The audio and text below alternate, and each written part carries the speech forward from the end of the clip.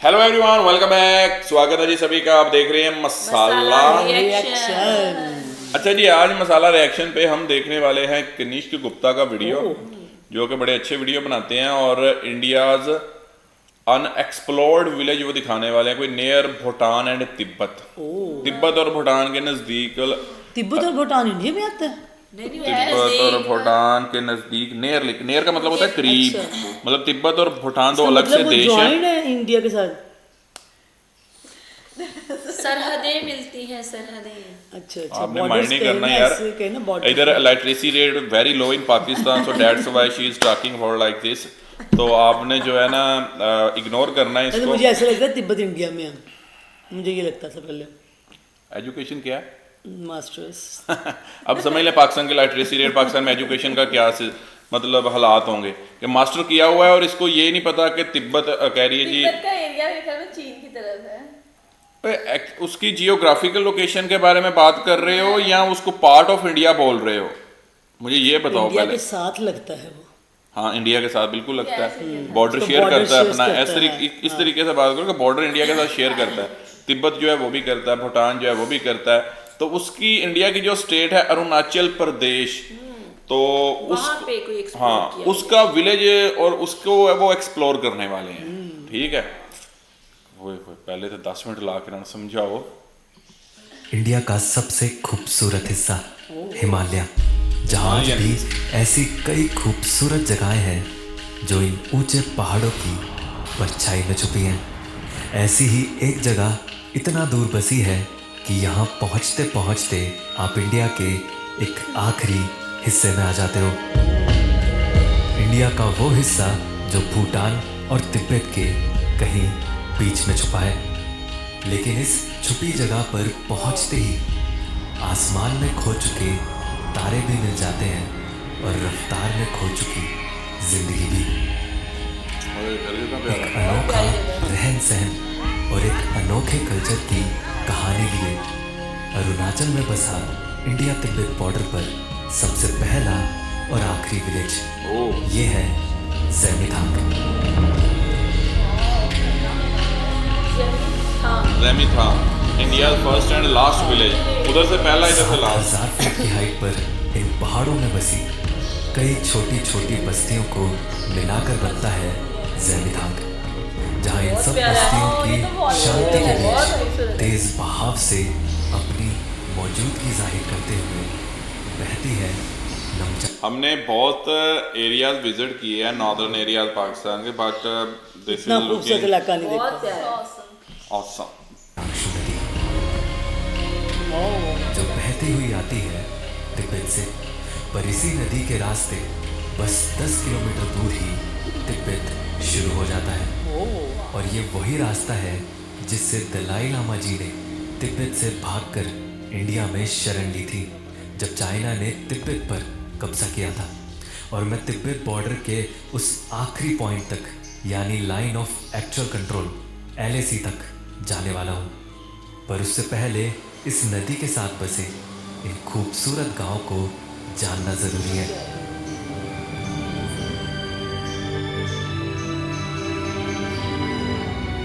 इन सारी बस्तियों को पांचेन वैली भी कहा जाता है, जिसमें पांचेन का मतलब होता है ऐसी जगह जो सभी पापों से मुक्त है। फिर इसी खास मतलब की तलाश में मैं यहाँ की इन गलियों में घूमने लगा। तो स्वागत है आप सबका इंडिया के लास्ट विलेज में, जिसका नाम है ज़ेमिथांग। यहाँ पर ईस्टर्न साइड पे भूटान बॉर्डर है और नॉर्दर्न साइड पे है तिब्बत बॉर्डर। और जहाँ पर मैं अभी खड़ा हूँ वो इंडिया की लास्ट सिविलाइजेशन है ईस्टर्न हिमालयाज़ में। तो मेरे आसपास के ये आपको घर देखकर तो समझ में आ रहा होगा कि कितना ज़्यादा डिफरेंट एरिया है, कितना ज़्यादा डिफरेंट कल्चर होगा यहाँ का, कितना डिफरेंट लाइफस्टाइल होगा। और मैंने पहली बार इस तरह के घर देखे हैं, मतलब इतना मल्टी स्टोरी इन्होंने स्टोन से घर बना रखे हैं। तो जनरली हम इस तरह के घर देखते नहीं हैं, तो इधर आकर जब मुझे ऐसे घर दिख रहे हैं तो ऐसा लग रहा है कि शायद मैं इंडिया में हूँ या कहीं फॉरेन कंट्री में। अब यहाँ घरों के और कल्चर के बारे में जानने के लिए मुझे किसी लोकल से बात करनी ही थी। फिर यूं ही घूमते घूमते मेरी एक फैमिली से मुलाकात हुई और इन घरों को अंदर से देखने का भी मौका मिला। अंदर से भी देख सकता हूँ, देख सकते हैं।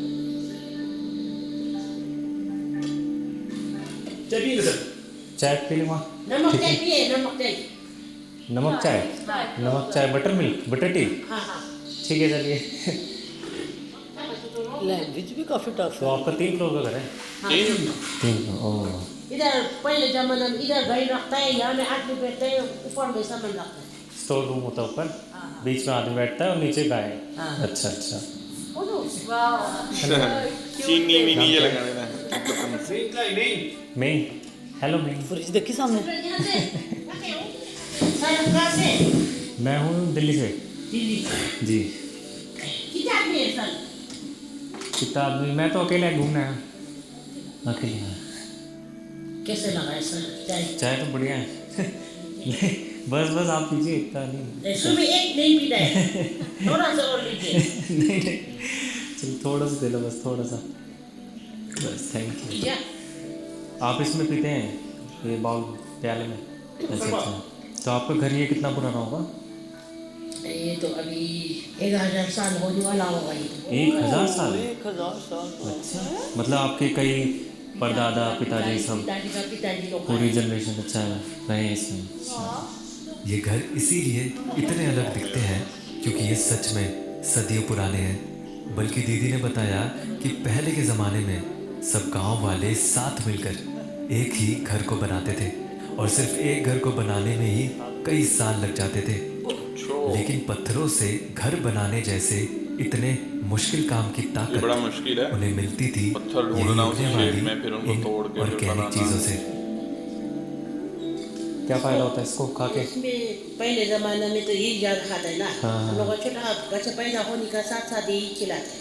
पैदा होते ही जो सबसे पहली चीज़ खाते हैं? खिलाते हैं। अच्छा अच्छा। ज़्यादा ताकत होता है। ओह, इसका आटा बना के खाते हैं? हाँ।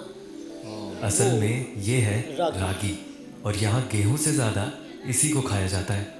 मॉडर्न दुनिया में तो रागी को अब जाकर सुपर फूड माना गया है, लेकिन यहाँ पर ये लोग इसे सदियों से खाते आ रहे हैं। फिर दीदी ने मुझे यहाँ के खेत भी दिखाए। ये आपका खेती है? अच्छा। जिसमें सबसे खास तो मुझे इनका कद्दू को उगाने का तरीका लगा। इस बस्ती की गलियों में ये जो आप बाउंड्री वॉल पर झाड़ियाँ लगी देख रहे हैं, ये असल में कद्दू की खेती है। और ये जो बाउंड्री वॉल है उस पर पूरे कद्दू उगाए हुए इन्होंने। ये घर है, ये सामने बाउंड्री वॉल है, उस पर कद्दू आ रहे हैं। सही है यार ये भी। फिर इस फैमिली को अलविदा करके अब मुझे जाना था यहाँ से दिखते कुछ ऊंचे पहाड़ों की ओर। ठीक है, थैंक यू चाय के लिए। बाय।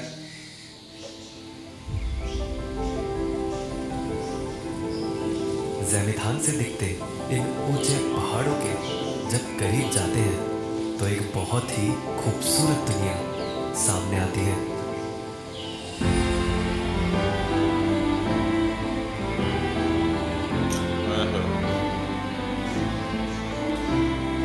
अच्छा, वहाँ तो ऐसे है ना, पहाड़ जो है आसमानों में जुड़े हुए हैं साथ। छोटे से घर बसे हैं जो हिमालय के पहाड़ों के बीच घर बनाने की एक परफेक्ट लोकेशन पर है, जिनमें कुछ रोमांटिक लोग रहते हैं।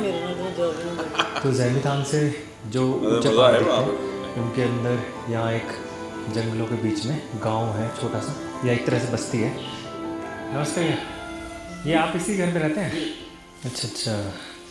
बड़े खूबसूरत से ये पत्थर के और अंदर से लकड़ी के घर बने हुए हैं, जिनके अंदर एक तरह से चरवाहे रहते हैं जो अपनी गाय को लेकर आते हैं गर्मियों के टाइम पे। और ये एक तरह से टेम्प्रेरी घर है और इनके अंदर कुछ टाइम तक रुकता है, मतलब गर्मियों के टाइम पे, और सर्दियों में वापस नीचे चले जाते हैं अपनी गाय वगैरह को लेकर। गर्मी से बैठे हुए हैं, अब नीचे चले जाएंगे। मौसम नीचे जाएगा, गर्म का दिन ऊपर आ जाता है, फिर ऊपर आते हैं। वैसे तो एक तरह से नोमैडिक लाइफ हो गई, पर एक तरह से बंजारा वाला स्नो वगैरह आ जाती है, बर्फ वगैरह आ जाती है ना। बहुत सुंदर लग रही है बनाया नहीं, यहाँ कभी पर कभी खोलते हैं इन्होंने जब बस्ती ऊपर बनाई आती है। है। अब देखने में ये जगह कितनी ही खूबसूरत लगे, पर यहाँ हमेशा रहना इन लोगों के लिए भी मुश्किल है।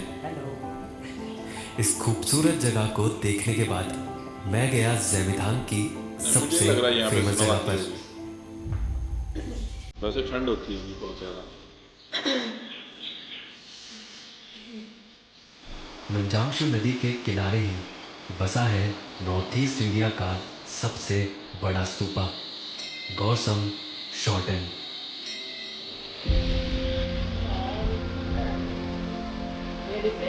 ये स्तूपा करीब 100 फीट लंबा और 200 फीट चौड़ा है। अगर मैं इसके थोड़ा करीब जाकर दिखाऊंगा आपको तो आपको पता चलेगा इसका स्केल भी एक्चुअल में कितना ज़्यादा बड़ा है। और ये एक तरह से रेप्लिका बनाया गया है, जो नेपाल में काठमांडू में एक बोधनाथ स्तूपा है उसका रेप्लिका बनाया गया है। बट लोकल्स ने इसको यहाँ वैली में इसलिए बनाया ताकि ये वैली को इविल स्पिरिट्स या फिर कहें कि एक तरह से बुरी आत्माओं से बचा सके। स्तूपा को ज़ेमिथांग के शुरू होने से ठीक पहले बनाया गया है, क्योंकि यहाँ रहने वाले लोग मानते हैं कि ये गांव में आने वाली सभी बुरी आत्माओं को गांव के अंदर नहीं आने देता। और मैंने देखा जितने भी ये बुद्धिस्ट स्ट्रक्चर होते हैं ना, थोड़ा इन्हें देख के या इनके आसपास के एरिया में काफ़ी ज़्यादा पीस तो महसूस होता है। पर यही स्तूपा दलाई लामा जी की इंडिया में ठहरने की सबसे पहली जगह थी। फिर क्यों ना उस जगह पर चला जाए जहाँ से वो तिब्बत से भागकर इंडिया में आए थे, यानी एलएसी पर।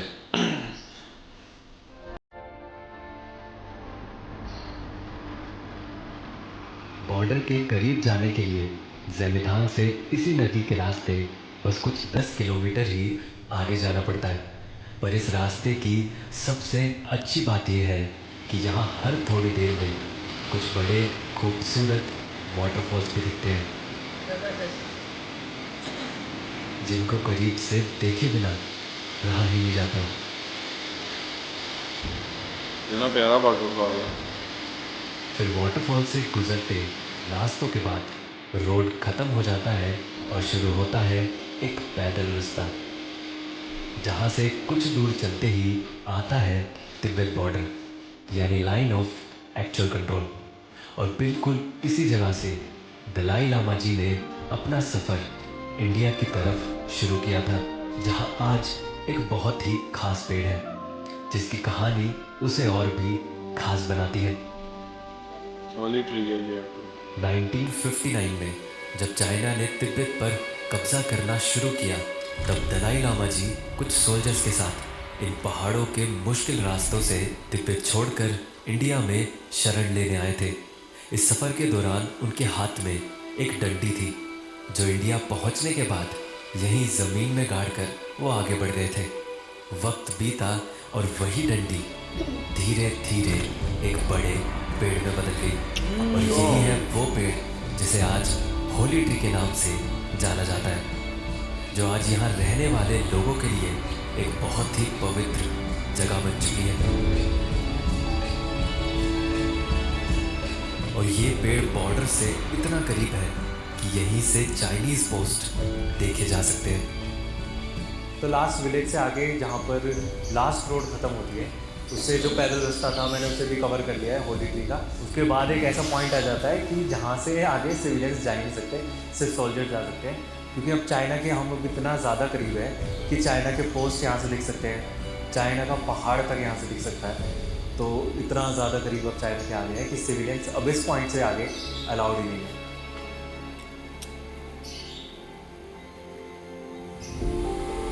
ज़ेमिथांग में ही एक ऐसी बस्ती है जहाँ कुछ ऐसी मान्यताएं दिखती हैं जो आपने इंडिया में शायद ही कहीं देखी हो। और अभी मैं वही जा रहा हूँ जो इस वैली से 2000 फीट और ऊंचाई पर बसी है।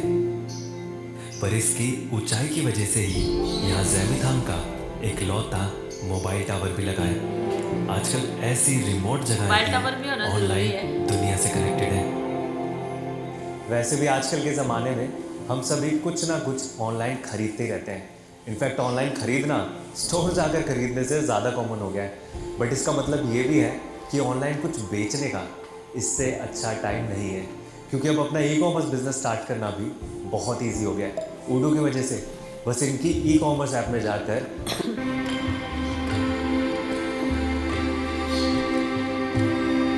चारों ओर खूबसूरत पहाड़ों के बीच में बसे ये घर पुराने किस्से कहानियों से निकले लगते हैं, जिनके बीच से गुजरते हुए ऐसा लगता है कि जैसे समय में कई साल पीछे आ गए हों। फिर यहाँ की गलियों में घूमते घूमते मेरी मुलाकात हुई यहीं रहने वाले एक भाई से, जो अब मुझे अपना गांव घुमाने वाले थे।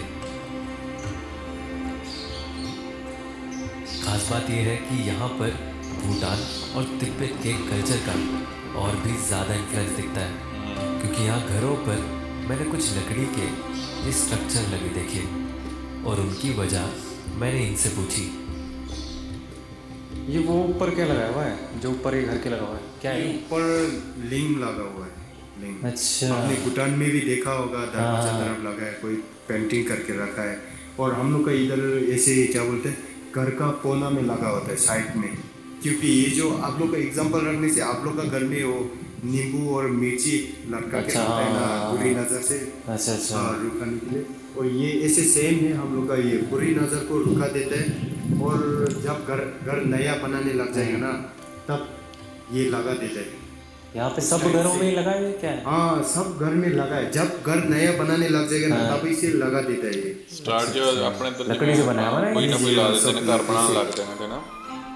और सिर्फ यही नहीं, बल्कि मैंने देखा कि यहाँ आज भी दरवाज़ों पर लकड़ी से बने लॉक यूज होते हैं। इंटरेस्टिंग यार। पुराने ज़माने का लॉक नए ज़माने से भी ज़्यादा मजबूत लगता है। ये चीज फर्स्ट टाइम ही देखी है। लुम्पो जिस हिल टॉप पर सारे वैसे चमचे वाला उसके लोक पास रखा हुआ है, में यहाँ पे तो एक रखने वाला पहाड़ी निकला पर हुआ है। यहाँ का सबसे बड़ा बुद्धा स्टैचू है। गुरु रिम्पोची स्टैचू। गुरु रिम्पोचे के इस स्टैचू की खास बात यह है कि इसका फेस ज़ेमिथांग की तरफ नहीं, बल्कि उस डायरेक्शन में रखा गया है जिस तरफ तिब्बत है। और ऐसा करने की वजह कुछ साफ नहीं है, लेकिन ज़ेमिथांग की वैली का यहाँ से एक बड़ा खूबसूरत नज़ारा दिखता है। पर इस नज़ारे के साथ साथ जैसे जैसे इसका फेस तिब्बत की तरफ रखा गया है। अनएक्सपेक्टेड हुआ। हालांकि होना तो अपनी तरफ चाहिए था ना, फ्रंट बैक अपनी तरफ है। टेरेस पे आकर, जो कि यहाँ पे थोड़ा अंधेरा हो रहा है, एक बहुत ही अच्छी चीज़ देखी है। मुझे बिल्कुल भी एक्सपेक्टेड नहीं था कि यहाँ पर मुझे मिल्की वे देखने को मिलेगा। मिल्की वे बुक्स में पढ़ा था मिल्की वे के बारे में। मिल्की वे हमारी मिल्की वे है। व्यू लग रहा है। ऐसा नहीं कि सिर्फ फोटोज में, इनफैक्ट कहीं डार्क प्लेस में जाकर आपको आंखों से भी दिख सकता है वो। बट ये क्योंकि लास्ट विलेज है और इतना ज़्यादा रिमोटली लोकेटेड है, लाइट पॉल्यूशन बिल्कुल भी नहीं है, और यहाँ बहुत ही खूबसूरत मिल्की वे देखने को मिल रहा है मुझे।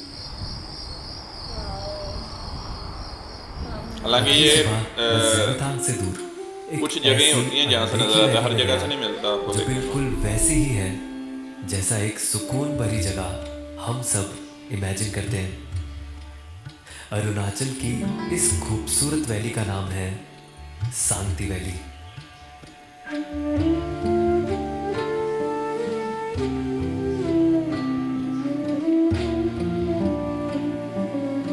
वाकई इसने सही हल्की एक्सप्लोर धूप से किया। सोने जैसे अनएक्सप्लोरेबल था ना। चमकते ये खूबसूरत मैदान, जिन पर मंडराती भेड़ें इस पूरे नज़ारे की जान है।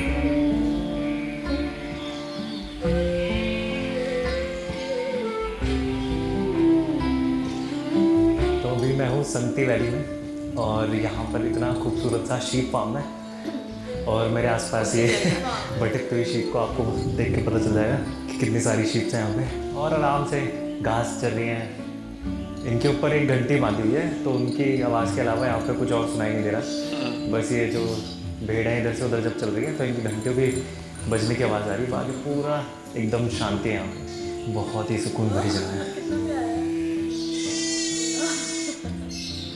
इस नज़ारे को देखते हुए बस कुछ देर में ही समय और जिंदगी की वो रफ्तार फिर से धीमी महसूस होती है।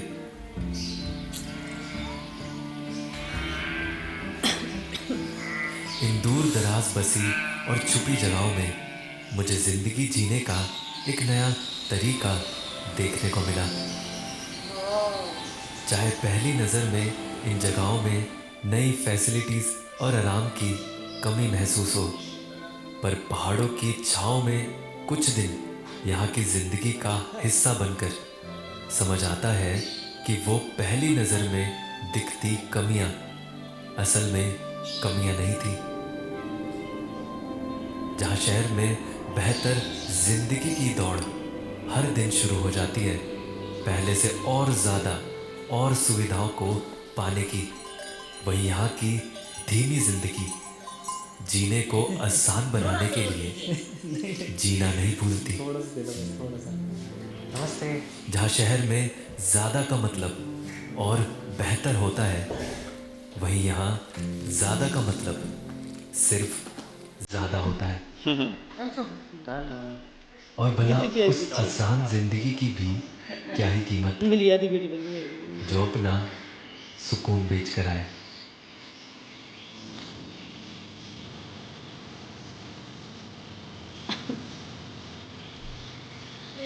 फिल्म भाई अच्छा फर्स्ट टाइम मैंने देखी है, लेकिन बहुत प्यारी वीडियो बनाई है। इनके वीडियोस बहुत अच्छे होते हैं।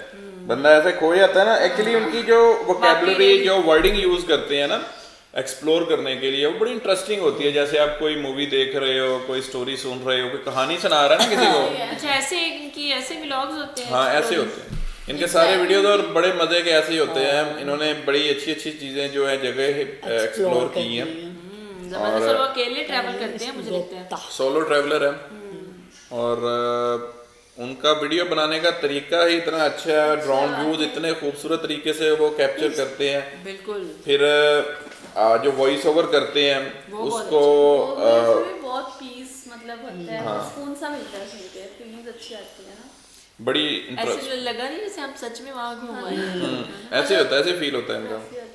1 मिनट के लिए भी आप वहाँ, और जगह बहुत खूबसूरत थी, बहुत खूबसूरत वाकई।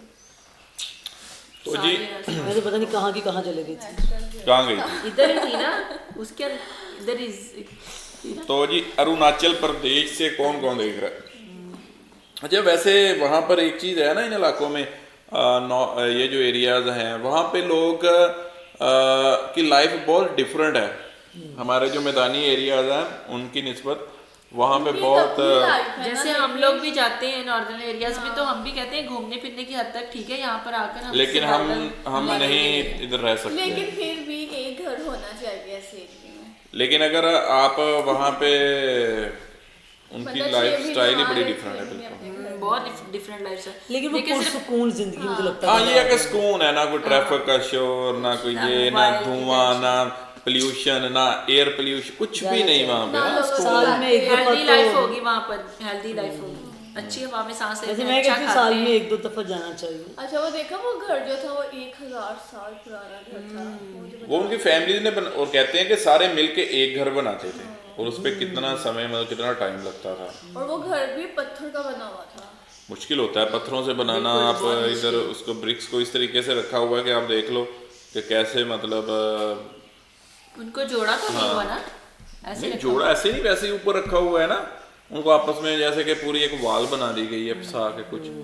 क्योंकि सीमेंटेड वगैरह तो वहाँ पे नहीं मुझे लगता कि वो यूज़ करते होंगे, कुछ डिफरेंट चीज़ों के साथ ही वो अपनी उनकी अपनी टेक्नोलॉजी है, अपनी सिस्टम है उनका, और उसी के साथ वो खुश हैं। और बाकी इंटरेस्टिंग था वीडियो, बहुत इंटरेस्टिंग था। चलें जी नेक्स्ट वीडियो में आते हैं, रखें अपना ख्याल।